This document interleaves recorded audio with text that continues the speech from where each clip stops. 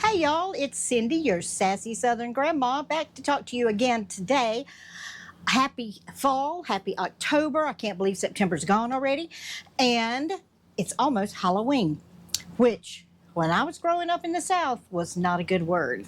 That's what I'm going to talk about today, about some traditions that you see in the Bible Belt in the South, which the South is almost equated with the Bible Belt because so much of the evangelical Protestant churches are in the South. I already told you that I was raised in a little town called Pink Hill, which right now the population is 543 people. It wasn't that many more when I was growing up. And there were churches on every corner, literally every corner. And on Halloween, we did not go trick-or-treating. Those of us who were raised in the church, especially Baptist churches, and a lot of the other similar churches to Baptist, did not believe in Halloween. In fact, it was taught in some churches that it was evil, that it was Halloween is the devil's birthday. Now, my husband is from New York, and he thought this was hilarious. He'd never heard it before. So maybe you do too. But in the South, a lot of things are based around your church life. A lot of things, if you are a member of a church, that's where your whole social life is. That's where all your friends are. You have friends from school, but a lot of your friends from school are the same people you go to church with. So we did alternative things in the South. We would have what was called harvest festivals.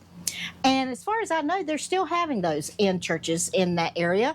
And it's like an alternative for Halloween because we did not go trick-or-treating. One reason where I was raised is the houses were a mile apart or 2 miles apart. It was a lot of farmland, a lot of farmers.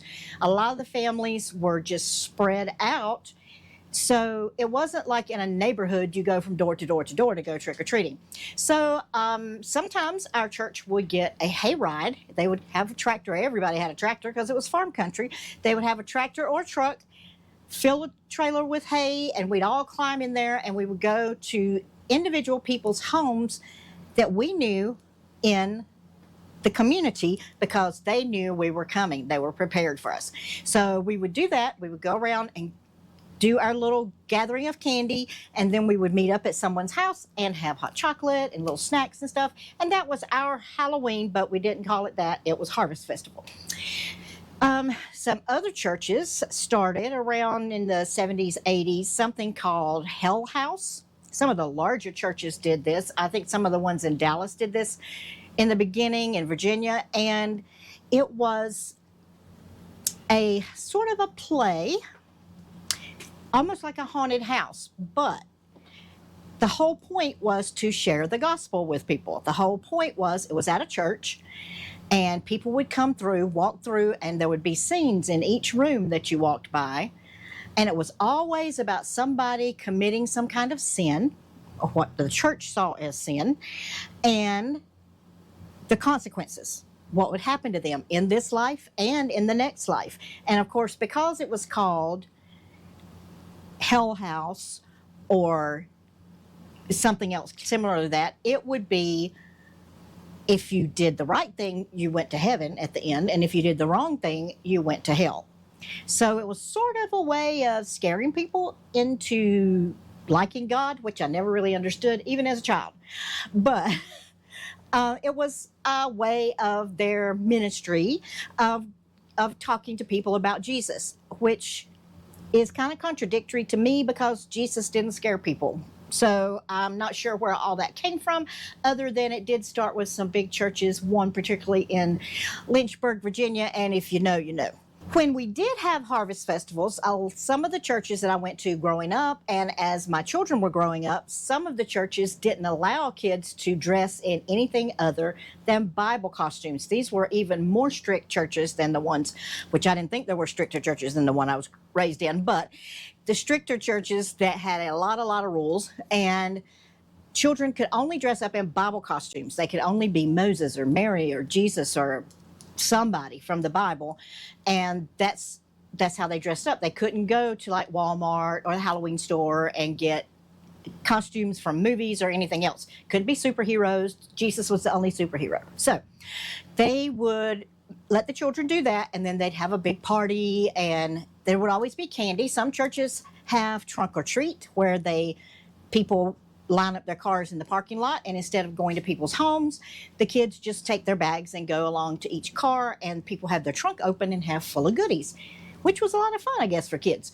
But it was a way of parents offering their kids an alternative to the evil Halloween, and they still got to get candy, which it's a little ironic to me that they're still doing the same thing, only it's on the church grounds instead of somewhere else, and it's in the Bible costumes instead of other costumes. But that's the way it is. When people are raised in a church like that, it is their whole entire life, and that was our entire life growing up.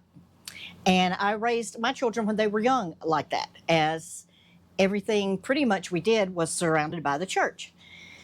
I'm going to do another video about beliefs, about being raised in certain kinds of beliefs and how to handle that. But in the meantime, I thought I'd share with you what we do in the South, what we did and what we some places still do. And also find it ironic that Halloween, the word is said to come from All Hallows Eve or All Souls Day, that Halloween came from an actual Catholic Church holiday. So how it came evil is all misconstrued to me. But now I am, as I told you in my first video, a live and let live kind of person. As long as you're not hurting anybody else, do your thing. Have fun with your kids. Do be safe. It is kind of sometimes a dangerous place on Halloween to be out at night, and it's good to have your kids close. It's good to have your kids in neighborhoods that you know people, and a lot of people try to get back home before dark, and if you live in a big city, it's especially can be kind of dangerous. But just take those safety precautions, do the things that your kids are interested in doing, and think about your beliefs and why you believe them. Are you believing something is evil, or something is good, or something is something you're supposed to do or something you're not supposed to do because you were taught that and you just accepted it? Or is it something that you truly believe? Is it something that you have some sort of basis in your values or your ethics or your morals, or something that you believe that really makes you believe those things? Or is it just you're just following along with something you were taught and you never questioned it? I'm big on questioning things. I questioned things even as a child. Wasn't popular about that, but I always question things and research things and look and see why are things the way they are. And it's difficult for me to watch people just follow blindly along behind a person or a group or a religion of any kind, or any kind of organization. It could be some sort of business organization, there are all kinds of things in the world now that you can get sucked up in, and you become so devoted to that thing that you don't stop and think, what do I truly believe?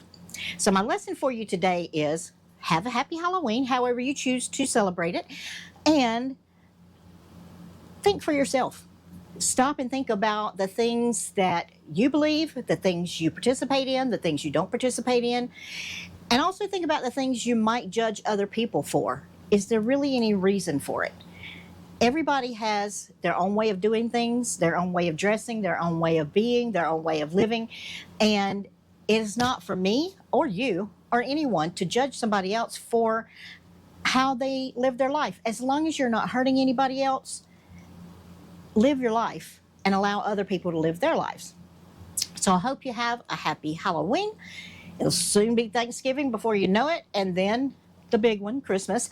So as we go along, I'll be giving you some traditions that we do in the South, and hopefully do a little examination of why those things are done the way they are. I'd like to encourage you to go to SassySouthernGrandma.com. I've set up a store where you can get some merchandise with some cute Halloween things, some cute grandma things, some cute mom things, some things for the kids. So keep checking back there. We're just getting started building some things there. And there'll be a link in the description to that page so you can find my store and hopefully find some cute things that you can use through the holidays and maybe for gifts. Thanks for watching this week, and come back next week and we'll talk some more.